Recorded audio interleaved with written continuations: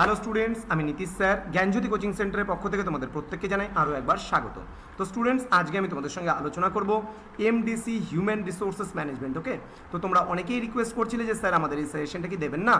কেন দেবো না বাবা, তোমরা যখন রিকোয়েস্ট করেছো না দিয়ে কি থাকতে পারি?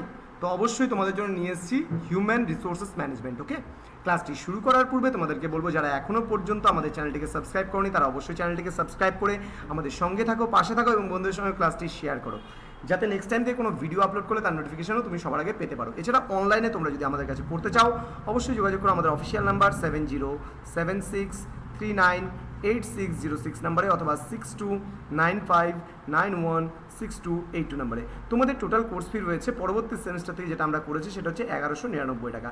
এই মুহূর্তে যদি কোনো একটা পার্টিকুলারলি সাবজেক্টে তোমাদের নোটসের প্রয়োজন হয়, একটা সাবজেক্টের ক্ষেত্রে 199 টাকা, দুটো সাবজেক্ট 299, তিনটে সাবজেক্ট 399 এবং চারটে সাবজেক্টের জন্য 499 টাকা তোমাদের পে করতে হচ্ছে। তো স্টুডেন্ট, চলো শুরু করছি আজকের ক্লাসটি। তোমাদের ইউনিট নাম্বার 1 থেকে কী পড়তে হবে একটু বলে দিচ্ছি। মানব সম্পদ ব্যবস্থাপনার প্রকৃতি ও পরিধি সম্পর্কে আলোচনা করো।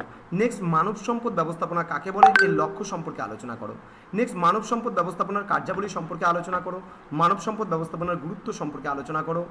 নেক্সট, মানব সম্পদ ব্যবস্থাপনার দায়িত্ব ও প্রক্রিয়ার অন্তঃস্থল ও কেন্দ্রবিন্দু আলোচনা করো।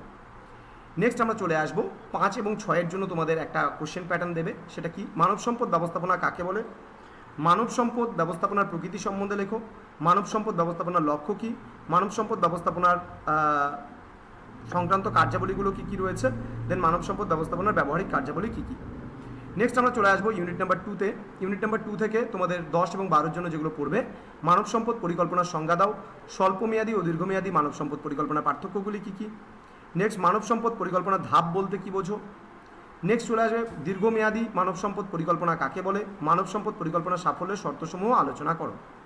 নেক্সট চলে আসবে প্রশ্নমান 5 এবং 6-এর জন্য ইউনিট নাম্বার 2 থেকে কী কী পড়বে, মানব সম্পদ পরিকল্পনার প্রয়োজনীয়তা, মানব সম্পদ পরিকল্পনার বৈশিষ্ট্য, মানব সম্পদ পরিকল্পনা কোন কোন বিষয়ের উপর নির্ভরশীল। এগুলো দেখো মূলত একটা চ্যাপ্টারের মধ্যে একটা বড় প্রশ্ন পড়লেই কিন্তু এখান থেকে হয়ে যাচ্ছে। আমরা খালি প্রশ্নগুলো খালি পার্ট পার্ট করে দিয়েছি যেন তোমাদের সুবিধা হয়। মানব সম্পদ পরিকল্পনার ধাপ নির্বাচনে বিচার্য বিষয়সমূহ, দেন মানব সম্পদ পরিকল্পনা পদ্ধতিসমূহ কী কী। নেক্সট, মানব সম্পদ কারবারের সর্বাপেক্ষা মূল্যবান সম্পদ উক্তিটি তাৎপর্য ব্যাখ্যা করো। ইউনিট নাম্বার 3 থেকে বড় প্রশ্ন যেগুলো রয়েছে, প্রশিক্ষণের গুরুত্ব আলোচনা করো, কর্মী প্রশিক্ষণের সুবিধাসমূহ আলোচনা করো, কর্মী প্রশিক্ষণের প্রক্রিয়া ও ধাপ আলোচনা করো, কর্মী প্রশিক্ষণ পদ্ধতি আলোচনা করো, ব্যবস্থাপকের উন্নয়নের পদ্ধতিসমূহ আলোচনা করো।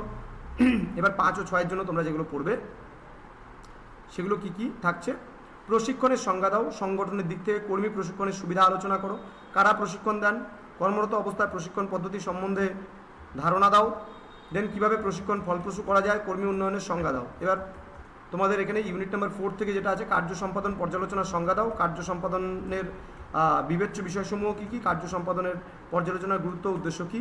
মাত্র 3টে প্রশ্নই আমি দিয়েছি এখান থেকে। এবার চলে যাবে তোমাদের ইউনিট নাম্বার 5 থেকে 10-এর বা 12-এর জন্য তোমরা পড়বে কর্ম মূল্যায়ন পদ্ধতি সম্বন্ধে বিস্তারিত আলোচনা করো, কর্ম মূল্যায়নের সুবিধা ও সীমাবদ্ধতা সম্পর্কে আলোচনা করো, কর্ম বিশ্লেষণের উদ্দেশ্যগুলি আলোচনা করো। 5-6-এর জন্য তোমরা পড়বে কর্ম মূল্যায়নের সংজ্ঞা দাও, কর্ম মূল্যায়নের পরিধি সম্পর্কে আলোচনা করো।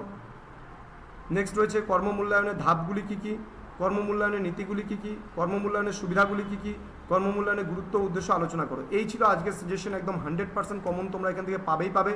তো স্টুডেন্টস, ক্লাসটি শেষ করার পূর্বে তোমাদেরকে বলবো, যারা এখনও পর্যন্ত আমাদের জ্ঞানজ্যোতি কোচিং সেন্টার অফিসিয়াল ইউটিউব চ্যানেলটিকে সাবস্ক্রাইব করনি তারা অবশ্যই চ্যানেলটিকে সাবস্ক্রাইব করে আমাদের সঙ্গে থাকো, পাশে থাকো।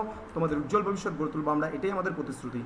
আমাদের অফিসিয়াল নাম্বার 6295916282 এবং 7076398606 নাম্বারে তোমরা সরাসরি যোগাযোগ করতে পারো আমাদের সঙ্গে নির্দ্বিধায়।